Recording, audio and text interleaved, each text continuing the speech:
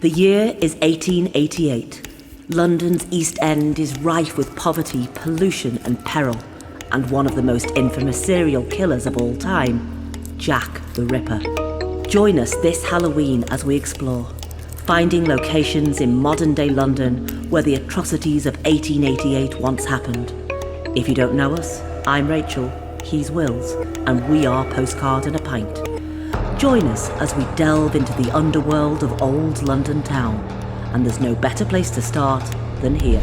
This is Whitechapel in the historic East End of London. But back in 1888, it would have looked very, very different, and it's infamous for one of the most chilling unsolved mysteries of all time, the Whitechapel murders, committed by that elusive killer, Jack the Ripper. Let's begin. Known as the Autumn of Terror, between August and November 1888, the dark alleys and narrow streets of Whitechapel were stalked by a figure whose crimes shocked the world and whose identity remains unknown to this day. Let's visit our first location of this tour. At 89 Whitechapel High Street stands the White Hart pub. Established in 1721, it has long been a focal point in East London's social scene. The pub is built over the entrance to a network of Victorian-era tunnels and was once known as a haunt for political radicals, including the famous 19th century anarchist and revolutionary George Orwell. But what did this pub have to do with our killer? In the basement of the pub was a barber's, where one of the Ripper suspects, George Chapman, once worked. And down this alley at the side of the pub is Gunthorpe Street, but back in 1888 this was George Yard, and where Jack's first possible victim was murdered. Martha Tabram was a 39-year-old woman who lived in London's East End, and although not officially classified as a Ripper victim, her death's brutality and timing led many experts or Ripperologists to speculate she may have been his first. With failed relationships and major alcohol dependency, she moved into Satchel's lodging house at 19 George Street, Spitalfields. But despite selling trinkets, she couldn't pay the rent, or DOS money as it was known. So like many other women at the time, she turned to prostitution. In the early hours of August the 7th, Martha Tabram's body was found here. She'd been stabbed 39 times. Although George Yard buildings are now demolished, with the use of old pictures, it's easy to imagine these streets as they once were. Let's move on to our next location. This building here was originally the Ye Frying Pan pub here on 13 Brick Lane, originally 207 Brick Lane back in 1888, here on the corner of Brick Lane and Thrall Street. It was a known haunt for the first proper victim, the canonical victim, Mary Ann Nichols. Another poor soul who turned to prostitution. Nichols was seen leaving here in the early hours of August the 31st, just before her murder. In the gloom and rain of this dismal October day, it was easy to imagine this street as it might have been. This is Durwood Street, but in 1888 it was Bucks Row.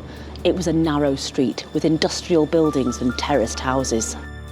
Mary Ann Nichols, known to everyone as Polly Nichols, is most commonly considered Jack the Ripper's first victim.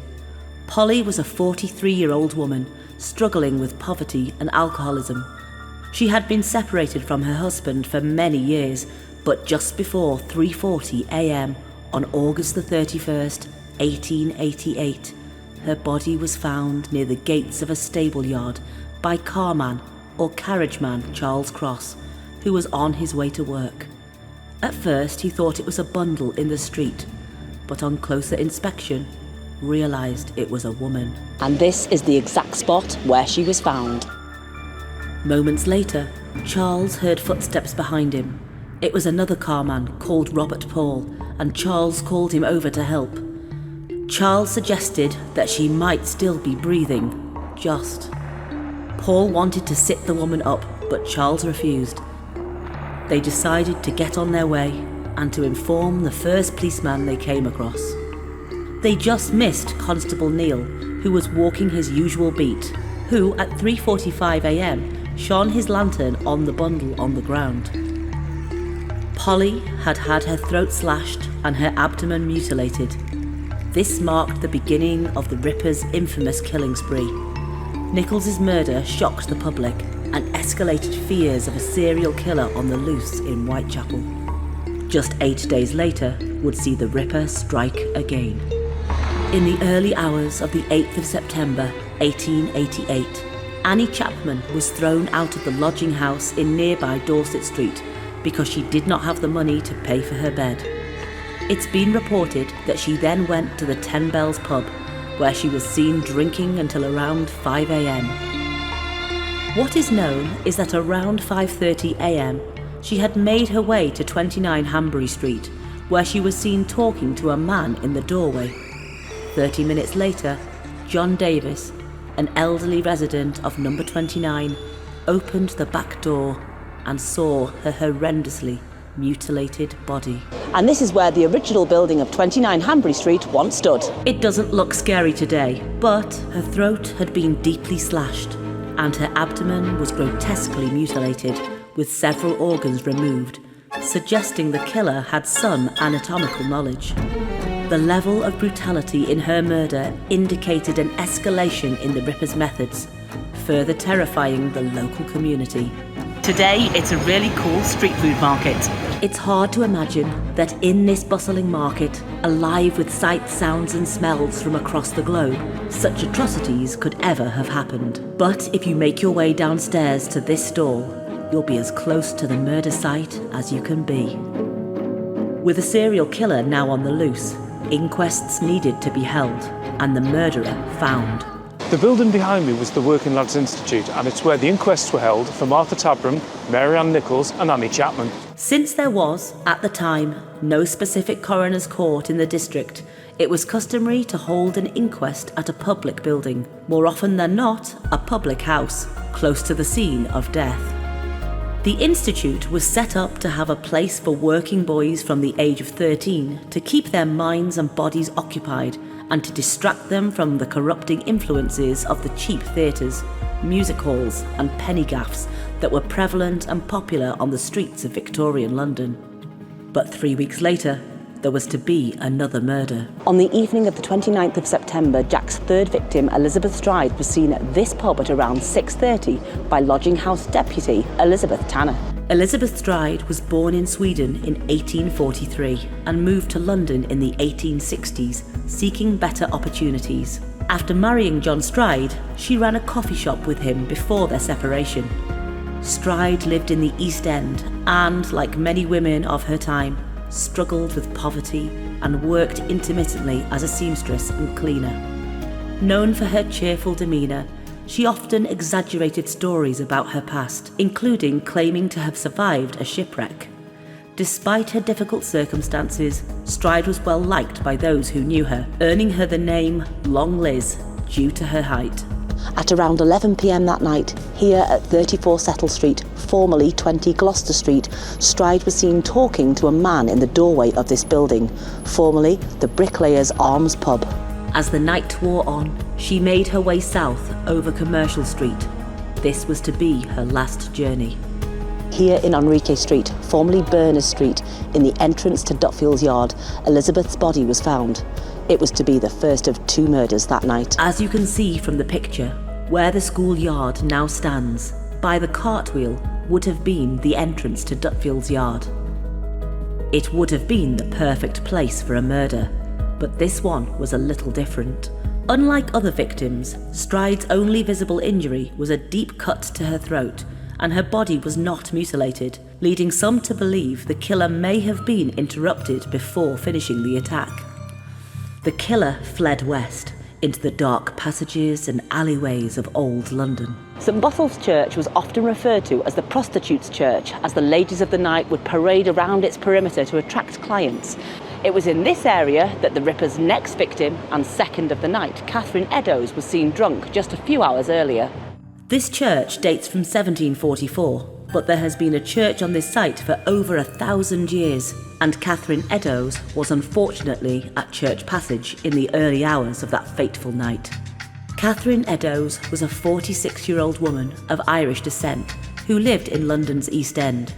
She was known for her lively personality and wit, often going by the name Kate. Despite struggling with poverty and alcoholism, Edos had worked various jobs, including as a domestic servant and a tin matchbox maker. On the evening of September the 29th, she had been arrested for being drunk and detained at Bishopsgate Police Station. By 1 a.m, she was deemed sober and released. This is St James's Passage, but before it changed its name in 1939, it was known as Church Passage, and it was here Katherine was last seen alive. At around 1:30 a.m. on this corner, Katherine was seen talking to a stranger. Many believe she was talking to Jack the Ripper. Witnesses described the man as approximately 30 years old, of medium build, with a fair complexion and a moustache. He was dressed in a loose-fitting jacket and appeared to be wearing a peaked cap. This man is believed to have been the last person seen with Edos before her brutal murder, making him a key figure in the investigation, although his identity was never discovered. Around 20 minutes later, her body was found here in Mitre Square. Katherine Edos' mutilated body was discovered in Mitre Square at 1:45 a.m. on September the 30th, 1888, just 45 minutes after the murder of Elizabeth Stride. Her throat had been slashed, and her face and abdomen were severely mutilated, with her kidney and part of her uterus removed. She was found where this wall stands today. Although Mitre Square is a very modern square these days, there is something about this corner that's more than a little eerie. The horrific nature of her injuries suggested the Ripper had had more time to carry out his brutal work compared to Stride's interrupted attack earlier that night. The proximity of her murder to the City of London placed the police in a frantic race to catch the elusive killer, but he vanished once again, without a trace. Another interesting place to visit lies at the back of this church. It's hidden and not that well known, but bears a significance to the night of the double murders. This is the churchyard of St George in the east on Cannon Street Road, and from 1904, this old derelict building was a nature study museum, a popular place for school children to visit as it housed live fish, amphibians, stuffed animals and butterflies, but in 1888 it was a lot more sinister. From 1876, this building was a mortuary, and it was to this building where Elizabeth Stride's body was brought. This building was closed during the Second World War. It was only ever meant to be a temporary closure, but it fell into disrepair and never did reopen. After the double murders of Elizabeth Stride and Katherine Edos at around 3 a.m. on the 30th of September, while searching the area near the crime scene, Constable Alfred Long of the Metropolitan Police Force discovered a blood-stained piece of apron in the stairwell of a tenement, 108 to 119 model dwellings, Gston Street. Above the body, written in white chalk, was the now famous Gston Street graffiti: "The Jews are the men that will not be blamed for nothing." And behind this piece of wall once stood the entrance to the archway where the graffiti was found, and the bricks above are the ones that would have been there in Jack's day. Katherine Edos' murder raised the Ripper's profile no end, as her murder was the only one to have fallen within the boundaries of the City of London, a square mile in the heart of the city, whereas the rest were in and were being dealt with by the Metropolitan Police Force in Greater London. And at 26 Old Jewellery, you'll find this. Between 1842 and 2001, this was the headquarters for the City of London Police, and it's where the investigations for Katherine Edos took place. Detective Chief Inspector Donald Swanson of the Metropolitan Police was in overall charge of the investigation. He'd been relieved of all other cases to coordinate the inquiries from Scotland Yard. Investigations in Whitechapel were conducted by Inspector Fred Aberline and Walter Andrews under the supervision of Chief Inspector Moore. With all of these police on the case, surely the Ripper would be caught. Let's visit our next location. The pub behind me is called the Culpeper, but back in 1888 it was the Princess Alice and was a frequent haunt of the prostitutes of the time. It is also a haunt of one of the suspects, known as Leather Apron. The police believed that Leather Apron was John Pizer, a shoemaker living in Mulberry Street off Commercial Road. On Monday morning, the 10th of September, Sergeant Thick took Pizer to Leman Street Police Station, and his home was searched. When questioned about his whereabouts on the night of the murders of Mary Ann Nichols and Annie Chapman, Pizer provided cast-iron alibis and was released. Life in the East End at this time was hard, and many were homeless, but you could seek sanctuary here. This is 51 Crispin Street and was formerly the Providence Row Night Refuge. It provided accommodation for 300 women and children and 50 men. Note how the women's and men's entrances were separate. Providence Row Night Refuge, and home for deserving men, women and children, as it was formerly known, was a Roman Catholic institution established as a charity in 1860 and relocated to Crispin Street 8 years later. It's believed that Jack the Ripper's final victim, Mary Kelly, once sought sanctuary here. So let's begin to explore Jack's final, most brutal murder by starting here. This is the 10 Bells pub, a popular tavern at the time of Jack the Ripper. It's associated with Annie Chapman and Mary Jane Kelly, who was the final official victim of Jack the Ripper, although it's thought that Jack and all of his victims would have drunk here. In 1755, this pub was originally called the 8 Bells Tavern, named after the amount of bells in Christchurch, Spitalfields next door. In 1788, the church added a new set of chimes, this time with 10 bells, and sometime between then and 1794, the pub changed its name to follow suit. And as we said, next door, This is Christchurch Spitalfields, and it was designed by acclaimed architect Nichols Hawksmoor, and it was completed in 1729.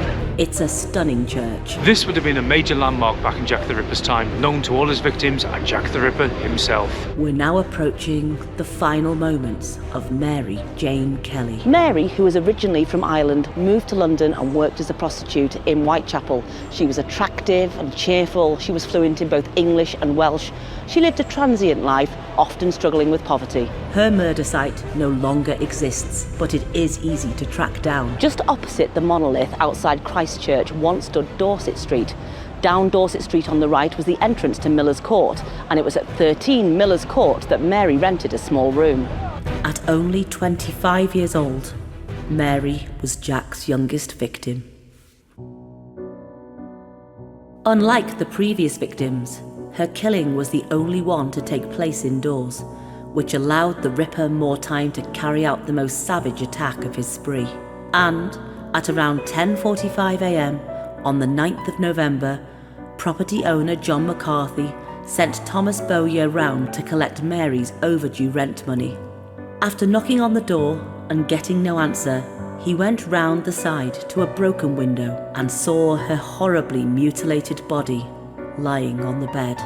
This was one of the most, if not the most horrific murders of all time. As you walk through the middle of this modern-day complex, you will pass where 13 Miller's Court once stood. Pause for a moment and remember Mary Jane Kelly, her final breath swallowed by the streets of Whitechapel.